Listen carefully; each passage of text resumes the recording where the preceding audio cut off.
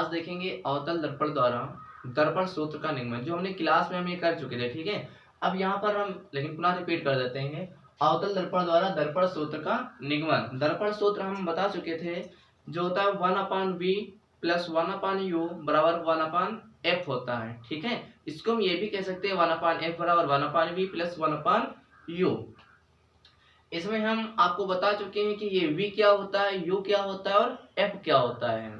v क्या है, दर्पण के ध्रुव P से प्रतिबिंब की दूरी। दर्पण के ध्रुव और u की अगर बात किया जाए तो दर्पण के ध्रुव P से वस्तु की दूरी u हो जाती है, और उसी तरीके से दर्पण के ध्रुव P से फोकस तक की जो दूरी होती है वो हमारी हो जाती है f।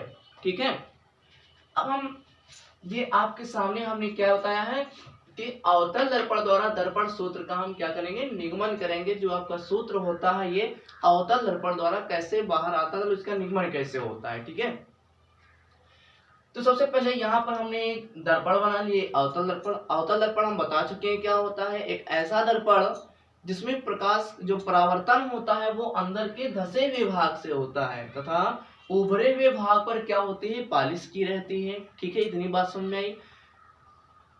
अब इसमें हम ये बना लेते हैं एक ये मुख्य अक्ष, ये मुख्य अक्ष हो गई है। ठीक है, और ये इसका क्या हो जाएगा, दर्पण का ये हो जाएगा ध्रुव P। हमने बताया ये क्या है, दर्पण का ध्रुव है P। दर्पण का ध्रुव P से इसे लिखते हैं हम। परावर्तक पृष्ठ का मध्य बिंदु दर्पण का ध्रुव P कहलाता है। ठीक है, परावर्तक पृष्ठ का मध्य बिंदु दर्पण का ध्रुव P कहलाता है। और यहाँ पर ये जिस ऐसा कुछ ये गोला रहा होगा जिसको ये काट कर बनाया गया है, उसका केंद्र यहाँ पर लगभग होगा, तो उसे हमने मान लिया ये C है। कौन सा है, ये C है। और फोकस कहाँ पर हो जाएगा, यहाँ पर भी फोकस होगा लगभग F। ठीक है, अब हमने क्या किया, मान लिया यहाँ पर एक वस्तु रखी है AB, ये A और B हमने यहाँ पर एक वस्तु रख दिया मुख्य अक्ष पर। मुख्य अक्ष क्या होती है, वक्रता केंद्र C और दर्पण के ध्रुव P को मिलाने वाली जो रेखा होती है वही क्या कहलाती है, मुख्य अक्ष कहलाती है।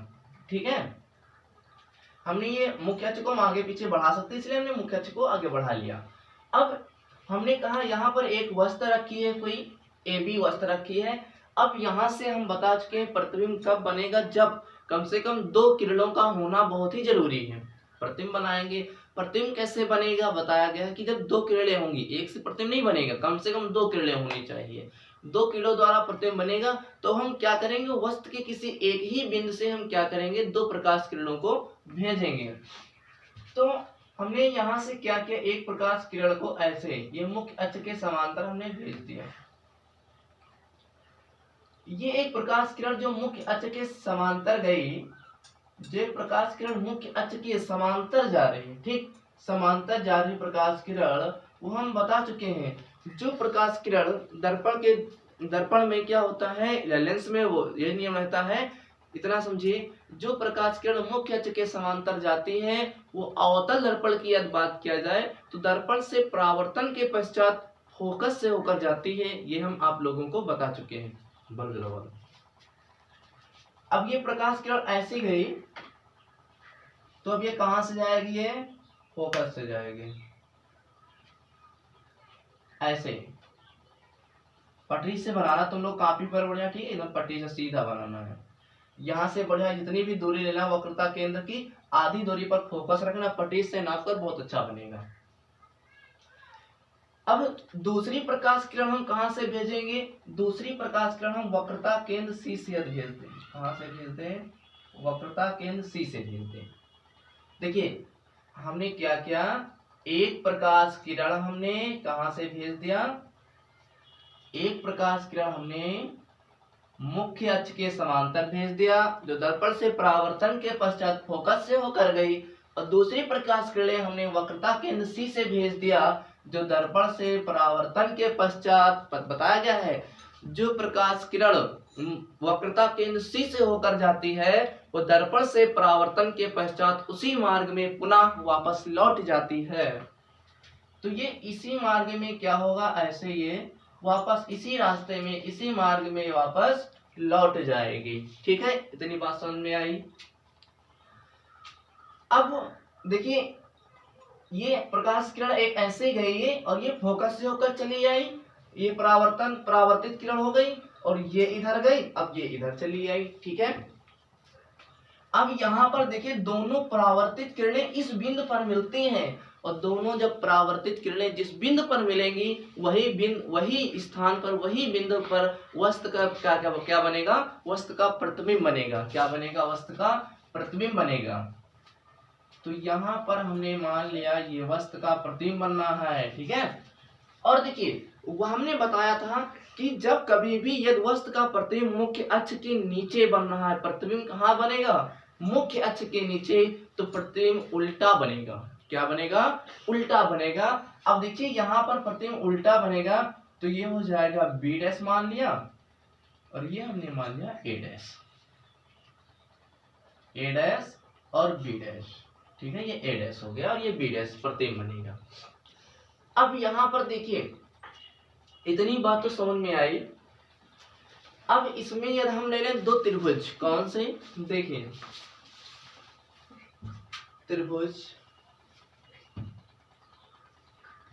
इस त्रिभुज की बात किया जाए, त्रिभुज ए बी सी, त्रिभुज, ये त्रिभुज का निशान है, मैं त्रिभुज लिखना नहीं, त्रिभुज का निशान लगाना है। तुम देख लो पूरा आया ना वीडियो। त्रिभुज A B C, A B C व त्रिभुज ए डैश बी डैश सी लेंगे। कौन सा लेंगे, ए डैश बी डैश सी से। हमने कौन से त्रिभुज दो लिया, ध्यान दीजिए, ए बी सी, हमने ये एक त्रिभुज ले लिया और एक त्रिभुज लिया ए डैश बी डैश सी, ये वाला त्रिभुज, और ये वाला त्रिभुज हमने लिया ये वाला। ठीक, दो त्रिभुज हमने यहाँ पर ले लिया। अब बात समझिए, इन दोनों त्रिभुज में हम क्या दिखाएंगे। हम लोगों ने तो क्या कहते हैं सर्वांगसम बहुत अच्छे तरीके से पढ़ लिया। सर्वांगसम क्या होता है, मैथ में आप लोगों ने पढ़ा है सर्वांगसम, बहुत ही अच्छी तरीके से 9th में पढ़ा गया सब चीजें कि सर्वांगसम क्या होता है। सर्वांगसम में होता है सर्वांगसम, लिखा है सर्व माने सभी अंग समान हो, जिसकी सभी अंग समान हो वो सर्वांगसम होता है। और यहाँ पर हम बात करेंगे समरूप की। समरूप में क्या होता है, संगत कोण बराबर होंगे। ठीक है, संगत कोण बराबर होंगे और संगत भुजाओं का अनुपात बराबर होगा, उनका रेशियो बराबर होगा। समझते हैं जरा समरूप और सर्वांगसम को। देखिए यदि हमने मान लिया जैसे ये त्रिभुज है और इतना ही बड़ा यदि कोई दूसरा त्रिभुज इधर बना दिया जाए, इतना ही बड़ा, ये है जैसे ये, तो ये देखिए दोनों बराबर के हैं। मतलब सर्वांगसम का मतलब होता है जैसे ये वाला हाथ है और ये वाला हाथ क्या करे, इस हाथ को पूरा पूरा ढक ले, ऐसे इस हाथ को पूरा पूरा क्या करे, ढक ले, सभी अंग क्या हो, समान हो। जैसे ये हाथ है, इस हाथ को जब पूरा पूरा ढक लेगा तब वो सर्वांगसम होगा। अगर इसको ढक नहीं पा रहा है तो वो सर्वांगसम नहीं होगा। ठीक है, तो जैसे अब ये दोनों त्रिभुज हमने मान लिया बराबर है और इसको उठाकर लाकर हमने यहाँ पर रख दिया इसके ऊपर, और जैसे ही इसको लाकर इसके ऊपर रख देंगे ये पूरा वाला क्या होगा, ढक लेगा आपस में। जब ये आपस में ढक जाएंगे, एक दूसरे को ये ढक लेगा, इसको ऊपर रख देंगे तो ये नहीं दिखाई देगा, इसको अगर इसके ऊपर रख देंगे तो ये नहीं दिखाई देगा, तो ये सर्वांगसम है। और समरूप में क्या होता है, जैसे ये एक त्रिभुज है और अब एक ये कोई त्रिभुज हो, ऐसा रूप तो देखिए एक है, रूप तो देखो एक है, लेकिन ये बड़ा है ये छोटा है, तो ये होता है समरूप, ये समरूप होगा। अब अगर इसको उठाकर हम इसको रख ले तो ये पूरा इसको कहाँ ढक पाएगा, और इसको अगर इस पर रख दे पूरा ढक लेगा, लेकिन ऐसा नहीं है। अगर दोनों को होता, अगर ये हाथ इसको बंद कर लेता है पूरा पूरा तो ये इसको भी बंद करना चाहिए, तब सर्वांगसम होता है। अगर अब देखिए ये एक जैसे हैं तो इनके संगत कोण, ये वाला कोण और ये वाला कोण क्या होंगे, बराबर होंगे। ये कोण इस कोण के बराबर होगा, इसको ये कोण इस कोण के बराबर होगा, क्योंकि हमें पता है त्रिभुज के तीनों अंतःकोणों का योग तो 180 होता है, चाहे छोटा हो या बड़ा हो। ठीक है, तो यहाँ से समझ में आया होगा कि सर्वांगसम में क्या होता है, एक आकृति दूसरी आकृति को पूरा पूरा ढक ले। और समझिए, जैसे ये एक सर्किल हो गया और ये एक सर्किल है, दोनों बराबर है तो ये सर्वांगसम हो जाएंगे। लेकिन अगर अब ये बात किया जाए और अगर इसकी बात किया जाए तो है ये भी सर्किल, है ये भी सर्किल, लेकिन ये समरूप होगा, सर्वांगसम नहीं होगा। बिल्कुल समझ में आया होगा, ठीक है। बिल्कुल समरूप समझ में आ गया होगा, सर्वांगसम और समरूप में क्या अंतर होता है समझ में आ गया होगा। अब हम बात करते हैं त्रिभुज एबीसी, त्रिभुज एबीसी व त्रिभुज ए डैश बी डैश सी।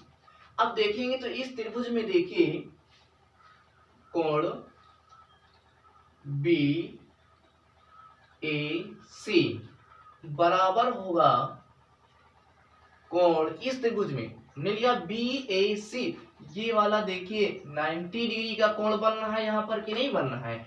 और यहाँ पर देखिए ये वाला कोण, ये भी तो 90 का बन रहा है। तो कोण कौन सा, बी डैश ए डैश सी, बी डैश ए डैश सी, ये क्या होंगे, बराबर है आपस में। जब ये बराबर है और कौन सा कोण है, ये समकोण है, 90 डिग्री का बन रहा है, ठीक है। दोनों कोण क्या है, समकोण है, यानी कि 90 डिग्री का कोण है। और देखिए अब अगर बात किया जाए ये वाला कोण और ये वाला कोण बराबर होगा, क्योंकि ये है शीर्षाभिमुख कोण। जब एक रेखा ऐसे ये काटती है तो ये वाला जो कोण होता है इस कोण के बराबर होता है, आमने सामने के सम्मुख कोण, इसे हम शीर्षाभिमुख कोण कहते हैं, ठीक है। ये शीर्षाभिमुख कोण होते हैं, ये क्या होते हैं, बराबर होते हैं। बात समझ में आई होगी, ठीक है। तो जितना कोण ये होगा उतना ही ये होगा। तो यहाँ पर कुछ देखिए, ये रेखा ऐसे गई, ये ऐसे गई, ये इसको कर रही है ये वाला, तो कोण ये वाला बराबर होगा कोण इसके, ठीक है। तो अब हमने क्या कहा यहाँ पर, ए, इसमें अब क्या हो जाएगा, कोण ए सी बी बराबर हो जाएगा, ए सी बी बराबर होगा किस कोण के, जरा ध्यान दो, कोण हो जाएगा हमारा B dash C A dash, B dash C A dash. ये कौन से कोण है, अगर इनकी बात किया जाए तो ये है शीर्षाभिमुख कोण, शीर्षाभिमुख कोण हो जाएगा, वो भी समकोण होगा ना, देख लेना दिखा है, ठीक है। शीर्षाभिमुख कोण हो जाएंगे। अब यह किसी त्रिभुज में दो कोण बराबर हो तो तीसरा स्वतः ही सेम होगा, क्योंकि त्रिभुज के तीनों कोणों का योग तो 180 होता है, ठीक है। अगर लिखना चाहो लिख भी सकते हैं। देखिए अगर बात किया जाए यहां से लेकर जाएंगे, ये ऐसे आएंगे तो ये ऊपर, तो ये वाला कोण और ये वाला कोण एकांतर कोण से बराबर हो जाएगा, है ना। तो बस दो ही हम लिखेंगे, यदि किसी त्रिभुज में दो कोण बराबर हो तीसरा स्वयं बराबर हो जाएगा। अगर आप देखिए, अब इस त्रिभुज की दो कोण बराबर हैं, तो जब दो कोण बराबर हैं तो त्रिभुज ये क्या हो जाएगा, सर्वांगसम, समरूप होगा, समरूप होगा। समरूप त्रिभुज में क्या होता है कि कोण बराबर होते हैं दोनों को। समरूप त्रिभुज में क्या होता है कि उनके जो संगत कोण होते हैं वो क्या होते हैं, बराबर होते हैं। तो ध्यान रखना कि समरूप त्रिभुज में क्या होता है, संगत कोण बराबर होते हैं। तो ये वाला ये कोण बराबर हुआ और ये वाला ये कोण बराबर है, तो ये वाला ये कोण भी क्या हो जाएगा, बराबर हो जाएगा। चलो हम लिख देते हैं कौन सा कोण, कोण A B C, A B C बराबर होगा कोण कौन से, ए डैश बी डैश सी के, ए डैश बी डैश सी। और ये कौन से कोण है, अगर बात किया जाए इसकी तो एकांतर कोण। कौन सा कोण है ये, एकांतर कोण हो जाएगा। कौन सा कोण हो जाएगा, एकांतर कोण हो जाएगा, ठीक है। बात समझ में आई होगी, एकांतर कोण हो जाएगा। अब त्रिभुज के तीनों कोण बराबर हैं, अगर त्रिभुज के तीनों कोण बराबर हैं तो कह सकते हैं क्या, अतः त्रिभुज ए बी सी व त्रिभुज ए डैश बी डैश सी क्या होंगे? समरूप त्रिभुज है, समरूप त्रिभुज। हमने क्या लिखा? अतः त्रिभुज एबीसी व ए डैश बी डैश सी समरूप त्रिभुज होंगे, समरूप त्रिभुज होंगे। अब ये दोनों समरूप त्रिभुज हैं, तो समरूप त्रिभुज में क्या होता है? संगत कोण बराबर होते हैं और संगत भुजाओं का अनुपात बराबर होता है। हमने क्या बोला? संगत भुजाओं का अनुपात बराबर होता है। ठीक है, तो देखिए अब ये त्रिभुज इस त्रिभुज के समरूप है। ध्यान सुनिए, वीडियो बड़े होते कोई बात नहीं, होने दो। अब ये वाला जो त्रिभुज है और ये वाला त्रिभुज, ये दोनों समरूप हो गए। अब इसकी संगत भुजा, तो इसकी संगत अगर ये वाली भुजा लिया जाए और ये वाली भुजा, यानी कि इसे लंब लंब ले रहे हैं, आधार आधार लेंगे, कड़ कड़ लेंगे, ये वाला होता है संगत का सिस्टम। ए बी जिससे ये वाली भुजा ए बी ले रहे हैं, तो इसमें हो जाएगा ए डैश बी डैश, यानी कि अगर इसका लंब ले रहे हैं तो इसका भी लंब ही लेंगे। ठीक है, तो हो जाएगा क्या? इसलिए यहां लिख देंगे, इसलिए ये इसलिए का निशान होता है, इसलिए ए बी अपान में ए बी संगत भुजाओं का अनुपात होता है ए बी, और ये हो जाएगा ए डैश बी डैश, ए डैश बी डैश बराबर होगा किसके? अब इसका आधार लेंगे ए सी, ए सी, ए सी, और इस त्रिभुज में आधार हो जाएगा ए डैश सी, ए डैश सी। अब इसको मान लेंगे समीकरण 1 मान लेंगे। यहां पर हमने क्या मान लिया? समीकरण 1 मान लेंगे। तीसरी भुजा नहीं लेंगे, बस 2 ही भुजा यहां पर हम लेंगे। ठीक है, तो इतनी बात समझ में आई कि नहीं आई? भुजाओं का अनुपात जो होगा समीकरण यहां से बन जाएगा 1। अब दूसरी हम बात करते हैं, दूसरा त्रिभुज कहाँ? अब 2 त्रिभुज और इसमें लेंगे। देखिए अगर मान लिया जाए ये हमारा जो बिंदु है, इसको हम मान लिया जाए, मेंशन कर ले, बिंदु है हमारा एम, एम, और इस एम बिंदु से हम क्या करें? इस यहाँ पर एक लंब डाल दें, और ये हमने मान लिया एन है। हमने क्या किया? एम से एक हमने एन पर मुख्य अक्ष पर हमने क्या किया? बिंदु एम से मुख्य अक्ष पर हमने एक लंब डाल दिया जो मुख्य अक्ष को बिंदु एन पर काटता है। ठीक है, तो अब यहां से देखिए 2 त्रिभुज बन गए हमारे। कौन से त्रिभुज? अब लेंगे त्रिभुज कौन से? देखिए त्रिभुज कौन से? एम एन एफ त्रिभुज, एम एम एन एफ व त्रिभुज एम एन एफ और त्रिभुज F A dash B dash C, या हमें कुछ भी लिख सकते हैं। ठीक है, त्रिभुज एम एन एफ, देखिए कौन सा लिया? एम एन एफ ये वाला त्रिभुज, और हमने लिया एफ ए डैश बी ये वाला त्रिभुज, और ये इस त्रिभुज की अब हम बात करेंगे। इनको भी हम समरूप दिखा देंगे, बस इनकी भुजाओं का अनुपात लिखेंगे, समीकरण 2 मिल जाएगा, खड़ दे बुढ़ा भाग कर लेंगे, उसमें कुछ नहीं है। देखिए अब इसमें जो है लंब हो जाएगी। अब इस त्रिभुज की बात किया जाए तो एम एन क्या हो जाएगी? एम एन और बटे में एम एन। अब इसका लंब ए डैश बी डैश, ए डैश बी डैश। रुक जाओ, पहले समरूप तो दिखा दिया जाए। पहले इसको जब हम समरूप दिखा देते हैं वो बाद में हम लिखेंगे। ठीक, पहले इसको समरूप दिखा देते हैं, इस त्रिभुज और इस त्रिभुज को। समरूप दिखाने के लिए हम इस त्रिभुज में ये बात किया गया, त्रिभुज एम एन एफ ये वाला त्रिभुज और ये वाला त्रिभुज। अब बड़े वाले त्रिभुज में देखिए, इस त्रिभुज में जो हमारा हो जाएगा कोण, कोण कौन सा? M N F, M N F बराबर होगा इस त्रिभुज में कोण किसके? F A dash B dash, कोण एफ ए डैश और बी डैश। कौन सा है ये कोण? ऊपर की तरह ही समकोण। जैसे ऊपर क्या है वैसे ही करना है, ठीक है, ज्यादा नहीं बताएंगे, ऊपर की तरह एकदम करेंगे। अब इसकी आधार हो जाएगी NF लिखें। अब इसमें क्या आते हैं, अब देखिए, अब इसमें ये वाला जो कोण है और ये वाला कोण शीर्षाभिमुख कोण होगा, आमने सामने का कोण शीर्षाभिमुख कोण होगा। तो वहां से देखिए कौन सा हो जाएगा, NFM कोण NFM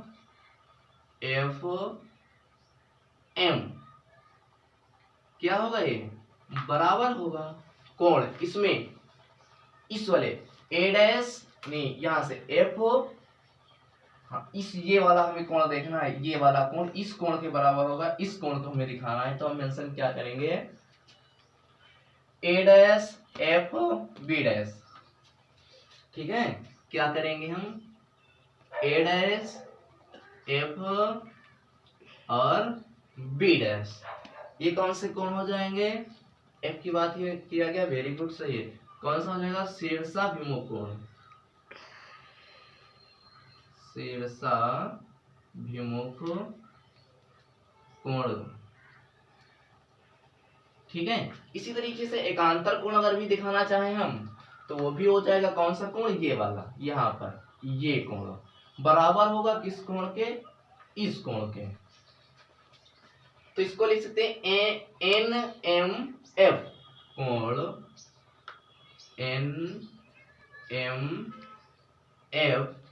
बराबर होगा कोण, इस कोण के हमें दिखाना है, F B dash A dash, F B dash A dash. अब ये कौन सा हो जाएगा, ऊपर की तरह हम लिखेंगे एकांतर कोण, ये भी हो जाएगा एकांतर कोण। बात समझ में आई। अब ये एकांतर कोण हो जाएगा, दोनों अब क्या हो जाएंगे, ये एकांतर कोण हो गया, बात समझ में आई। अब यहां से इसके संगत कोण बराबर होंगे, ये भी क्या होगा, समरूप त्रिभुज हो जाएगा। अतः त्रिभुज MNF व त्रिभुज FA डैश B डैश समरूप त्रिभुज होंगे। क्या होंगे, समरूप त्रिभुज होंगे। कौन से त्रिभुज होंगे, ये समरूप त्रिभुज होंगे। इतनी बात समझ में आई। अब क्या करेंगे, आ रहा है कौन, अब क्या करेंगे, इनकी भुजाओं का अनुपात जो हम लिखेंगे, इधर लिख लेते हैं, चलिए यहाँ पर हम लिख लेते हैं, कोई बात नहीं, थोड़ा बहुत करना है, इधर लिखते हैं। अब ये वाला हम इधर कर लेते हैं, ये आ रहा है सही, चलो फिर नीचे ही कर देते हैं, इधर ही कर देते हैं, इधर आ जाए वहां पर। अब इसकी भुजा देखिए MN, एक बात सुनिएगा, लिख दिया जाए MN लिखिए, चलो MN ही लिखते हैं, MN। अब इसकी भुजा इस त्रिभुज की देखिए, लंब इसमें क्या है, MN,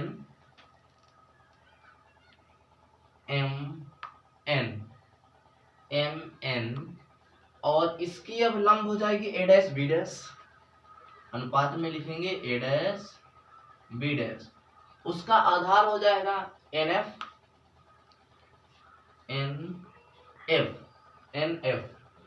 और इसका आधार हो जाएगा FA डैश, अब इसको रोकिए, अभी हम समीकरण 2 नहीं मानेंगे, जैसे ऊपर मान लिए थे वैसे नहीं। अब देखिए इसमें एक चीज, इसमें लिखा है MN, ये है हमारी ये वाली MN रेखा जो मैं लंब डाला था।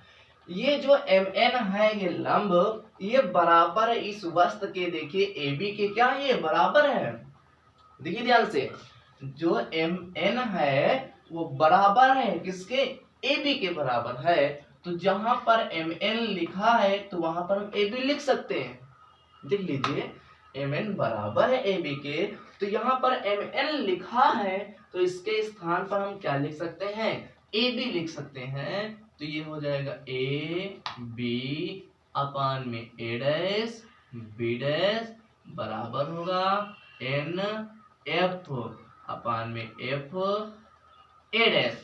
अब ये हो जाएगा समीकरण 2। यहाँ पर हम मानेंगे इसको समीकरण 2। अब समीकरण 1 व 2 की क्या कर लें हम, अगर तुलना कर लें, क्या करें, समीकरण 1, अगर हम समीकरण 1 और 2 को ध्यान से देखें, समीकरण 1 हमारा ये है, समीकरण 2 ये हमारा ये है, तो समीकरण 1 और 2 में देखिए जो बायां पक्ष है, लेफ्ट साइड है, देखिए वो बराबर है ए बी अपान में A dash B dash, A B अपान में ए डैश बी डैश। तो अगर बायां पक्ष बराबर है, तुलना कर रहे हैं, तो दायां पक्ष भी बराबर होगा। तो जब दायां पक्ष बराबर होगा तो हम लिख सकते हैं, यहां पर लिख दें समीकरण 1 व 2 से, समीकरण 1 व 2 से। अब इसमें क्या हो जाएगा, दायां पक्ष को बराबर दिखा रहे हैं, बायां पक्ष बराबर होगा, ठीक है। ए सी अपान में A dash C, A dash सी बराबर होगा किसके, एन एफ, एन एफ अपान में एफ ए डैश, ठीक है। इतनी बात समझ में आई आप लोगों के, यहां तक हमें ये मिला। अगर किसी को दिक्कत होगा तो बताना फिर। ए सी अपान में ए डैश सी, ये समीकरण 2 से हमने तुलना किया समीकरण 1 और 2 की, तो हमें ये प्राप्त हुआ। अब एक चीज यहां पर आप देखिए, यदि हम मान ले दर्पण बहुत छोटा है, यदि दर्पण जो ये आपका अवतल दर्पण है, यह दर्पण सूक्ष्म हो, बहुत छोटा हो, यदि दर्पण सूक्ष्म हो, यह दर्पण क्या है, सूक्ष्म हो, तो जो है n जो है बराबर हो जाएगा p के बराबर होगा। ये बात हमें अब ध्यान में रखना है, n बराबर होगा। जिससे दर्पण हमने मान लिया इतना बड़ा है, तो अब ये दर्पण हमने मान लिया इतना बड़ा है, तो अब यहाँ से लंब डालेंगे, मान लो जैसे है, यहाँ से लंब डालेंगे तो ये यहाँ पर आएगा ऐसे। देखो एकदम P की ये क्या है, यहाँ पर P होगा तो P के बहुत ही पास में होगा, ठीक है। तो हमने मान लिया दर्पण सूक्ष्म हो तो n बराबर हो जाएगा P, यानी कि जो n है P के बहुत ही पास में होगा, समीप होगा, तो n नहीं, हम n बराबर P हो जाएगा। तो जहां पर n लिखा है वहां पर हम P लिख सकते हैं। जब कब हम लिखेंगे, जब दर्पण सूक्ष्म मान लिया जाए तो n बराबर हो जाएगा P, तो ये हो जाएगा ए सी अपान में ए डैश सी बराबर हो जाएगा एन एफ अपान में n अब नहीं रहेगा, n नहीं रहेगा, n नहीं, n के स्थान पर हो जाएगा पी एफ, और ये हो जाएगा एफ ए डैश, ठीक है। अब इसमें सबके मान रख दीजिएगा, बस ज्यादा कुछ नहीं। इतनी देर क्यों लगी है, आपको समझाने के लिए एक एक चीज। अब यहां से देखिए AC क्या है, अब इन्होंने बात किया AC दूरी की, AC यानी कि ये दूरी यहां से लेकर इस दूरी की बात किया, ध्यान दीजिएगा, AC इस दूरी की बात किया गया है। तो AC अगर हम क्या करें, ये P बिंदु है हमारा, ये P बिंदु है, यदि PA पूरी यहां तक की कितनी दूरी होगी PA, और PA में से जब हम क्या करें PC को घटा दें, AC हमें लिखना है, AC के स्थान पर हम क्या लिख सकते हैं उसको ध्यान दो। ये पूरी दूरी यहां से P से लेकर यहां तक है A, PA ये दूरी है, पूरी PA दूरी है। यदि पूरी इस PA दूरी में से हम इस दूरी को घटा दें, इतनी दूरी घटा दें, PC घटा दें, तो ये इतनी जब निकल जाएगी ये, तो AC तो ही बचेगा। तो हम क्या करें, अब जब AC के स्थान पर हम क्या लिख सकते हैं, PA लिख सकते हैं हम, PA माइनस पूरी दूरी है PA में से हम घटा दें PC, माइनस कर दें PC कर दें, माइनस क्या कर दें हम PC, तो हमें बचेगा क्या, ये पूरी दूरी यहां तक ये है, इतनी हमने घटा दिया, माइनस कर दिया, तो इतना ही तो बचेगा। ये तो कोई भी रस्सी इतनी बड़ी है और जरूरत हमें इतनी की है तो इतनी तोड़ दीजिएगा, तो इतनी तो बचेगी। यही काम यहाँ पर किया गया है। तो पी ए माइनस हो गया पी सी। अब अपान में देखिए क्या लिखा है, ए डैश सी। क्या लिखा है, ए डैश सी। तो इसमें देखिए ए डैश सी ये दूरी है इतनी, ए डैश सी ये दूरी है इतनी। तो ध्यान दीजिएगा ए डैश सी को हम क्या लिख सकते हैं, P C, P C, P C. A dash C को हम क्या लिख सकते हैं, पी सी। यहां तक बात कर रहे हैं, इस दूरी की बात किया गया है, तो हम क्या करें, पूरी दूरी पी सी ले लिया। अब पी सी में से हम क्या करेंगे, इतनी निकाल लें। यहां तक बात करना है और इस दूरी की बात करना है। हमने लिया पी सी और पी सी में से हम इतनी दूरी निकाल दें पी ए डैश, तो ये ए डैश सी बच जाएगी ना, तो ये बच जाएगी। तो यहाँ पर क्या लिखेंगे, पी सी माइनस कर देंगे पी ए डैश, माइनस कर देंगे पी ए डैश।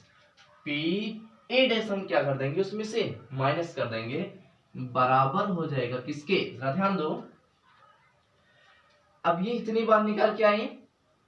अब आगे क्या लिखा है, पी एफ, पी से लेकर एफ तक की दूरी ये क्या है, इसको चलो हम पी एफ ही लिखा रहने, इसको कोई चेंज नहीं।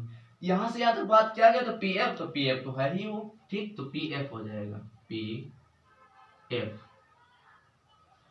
और अपान में लिखा है एफ ए डैश। अब देखो एफ ए डैश को क्या लिख सकते हैं, F A dash. F A dash को हम क्या लिख सकते हैं, अगर पी ए डैश, क्या P A dash, P A dash, P A dash में से हम क्या करें, पी ए डैश में से हम क्या करें, हमें ये इतनी दूरी मिल जाए, पी एफ को माइनस कर दें, माइनस कर दें हम पी एफ। बात समझ में आई। पी ए डैश में से हमने क्या किया, पी एफ को माइनस कर दें तो ए डैश एफ बचेगा। ए डैश एफ की तो बात किया गया था, वेरी गुड, सही है। अब यहां पर हम क्या करेंगे, सबके मान रख देंगे। सबके मान कहां से रख देंगे, ध्यान से सुनिएगा। हम पहले ही आपको बता चुके हैं कि दर्पण के ध्रुव P से प्रतिबिंब की दूरी, जहां पर प्रतिबिंब बनना है उसको हम V से लिखते हैं, बिल्कुल सही है। दर्पण के ध्रुव P से जहां पर वस्तु रखी हुई है उसको हम U से लिखते हैं। अब हम लिखाएंगे नहीं, क्लास में सब करा चुके हैं। आपको लिखना हो तो हम बोल रहे हैं, लिख लो। दर्पण के ध्रुव P से प्रतिबिंब की दूरी V होती है। दर्पण के ध्रुव P से वस्तु की दूरी U। दर्पण के ध्रुव P से फोकस तक की जो दूरी होती है उसको हम F से लिखते हैं, उसे फोकस दूरी कहते हैं, ठीक है। और दर्पण के ध्रुव P से वक्रता त्रिज्या, दर्पण के ध्रुव P से वक्रता केंद्र C तक की जो दूरी होती है उसे वक्रता त्रिज्या R कहा जाता है, रेडियस ऑफ कर्वेचर कहा जाता है, R। तो वही यहाँ पर सब मान हम लिखेंगे बस। और एक बात सुनिएगा ध्यान से, हम बता चुके हैं दर्पण के इस साइड में बाईं ओर जितनी भी दूरियां होती हैं सभी ऋणात्मक चिन्ह प्रॉपर्टी से हम बता चुके हैं। दर्पण के बाईं ओर जितनी भी दूरियां हम लेते हैं सभी ऋणात्मक लेते हैं। दर्पण के मुख्य अक्ष के नीचे जितनी भी दूरियां होती हैं सभी ऋणात्मक होती हैं।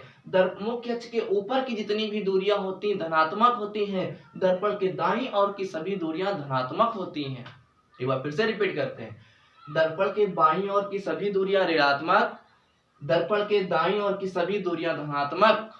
ये वाला क्वाड्रेंट रूल पढ़े हो, चतुर्थांश नियम पूरा होता है। ये माइनस माइनस होता है, प्लस प्लस प्लस होता है, minus minus minus, plus plus plus, ये सिस्टम होता है, ठीक है। बस यही है, इसमें कुछ नहीं। तो इधर जितनी भी दूरियां लेंगे हम तो माइनस के लेंगे, ठीक है। ध्यान रखना जितनी भी इस साइड की दूरियां होंगी वो माइनस होंगी। तो लिखा है, अब इसमें क्या होता है, दर्पण इधर ही सभी बन रहा है तो सभी दूरियां क्या हो जाएंगी, ऋणात्मक हो जाएंगी बाईं ओर। लिखा है पी ए, तो पी ए क्या है, P से लेकर A, यानी A यहाँ पर क्या है, A पर वस्तु रखी हुई है, वस्तु की दूरी है। PA वस्तु रखी हुई, तो वस्तु की दूरी को हम किससे लिखते हैं, U से लिखते हैं। U से लिखते हैं, वेरी गुड, सही है, हमने U कर दिया, सही है। लेकिन इस साइड में u जो होगा वो ऋणात्मक होगा, माइनस लिखा जाएगा तो माइनस u आएगा।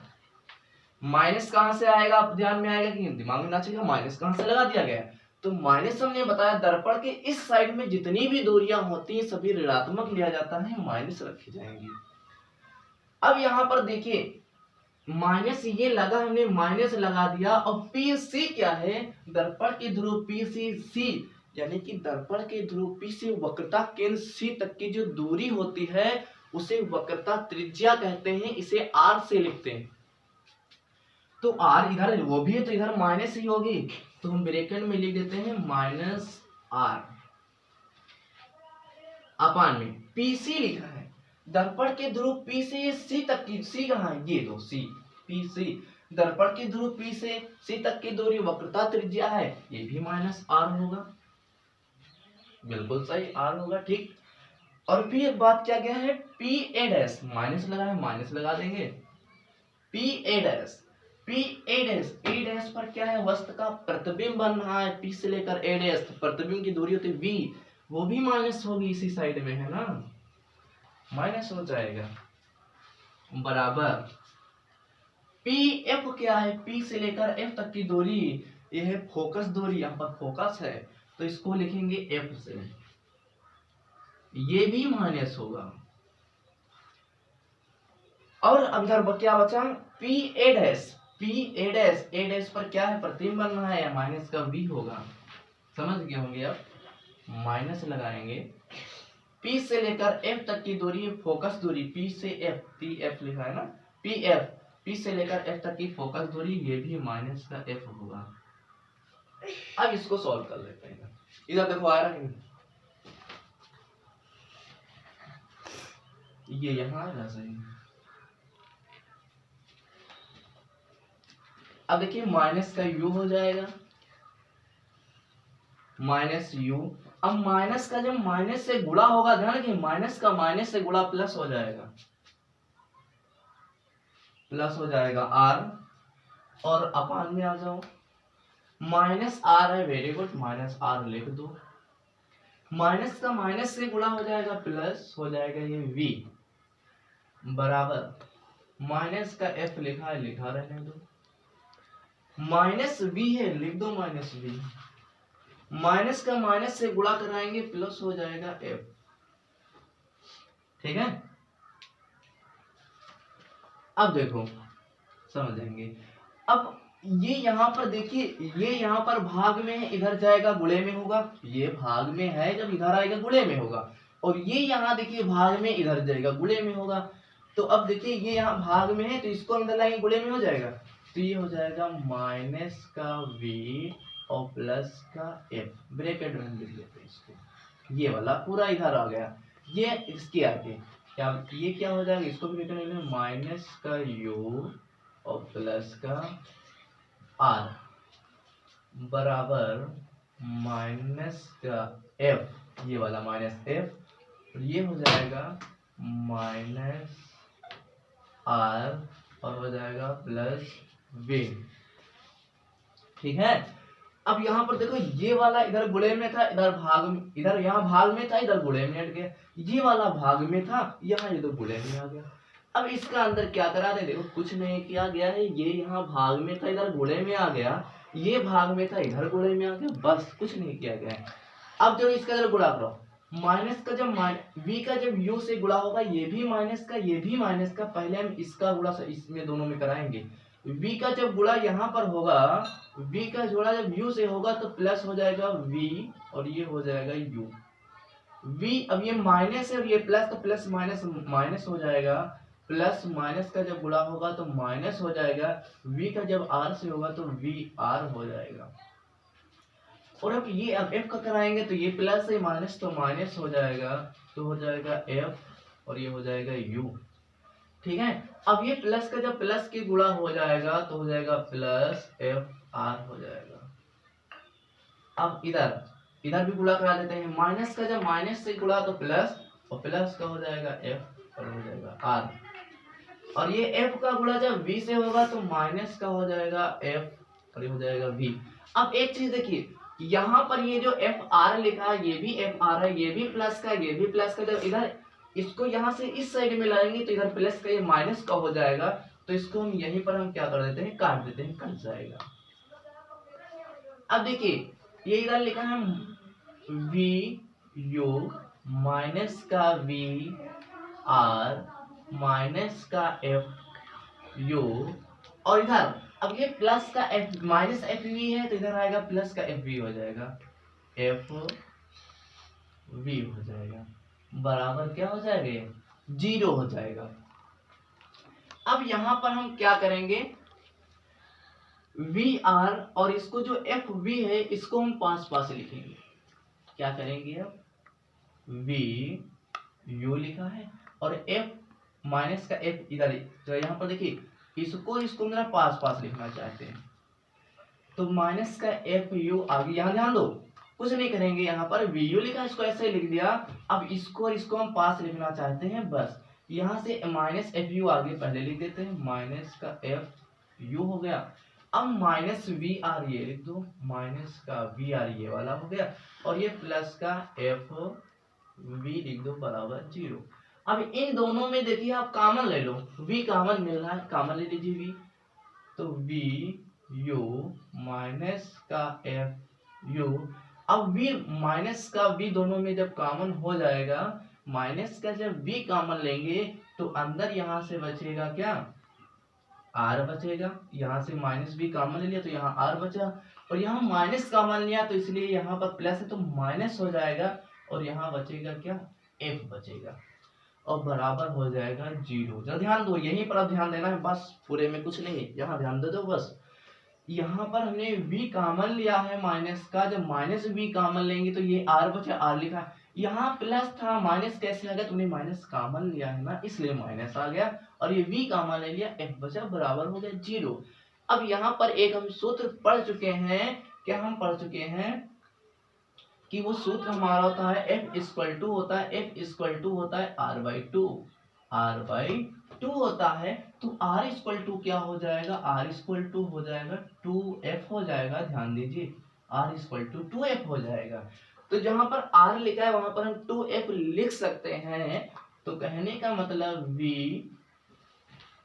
u माइनस का f u, ये फोकस दूरी तथा वक्रता त्रिज्या में संबंध होता है f इक्वल टू r/2, इसका भी निगमन कराएंगे, माइनस v, अब r के स्थान पर हो जाएगा 2f, 2f कहाँ यहाँ से रख दिया गया, r के स्थान पर 2f, तो 2f और ये हो जाएगा माइनस f, और ये हो जाएगा बराबर 0। अब ये हो जाएगा vu माइनस का f u, अब माइनस v 2f में से, जब इधर ब्रैकेट के अंदर देखिए 2f में से एक f निकल जाएगा तो ओनली बचेगा f ब्रैकेट के अंदर, बराबर हो जाएगा 0।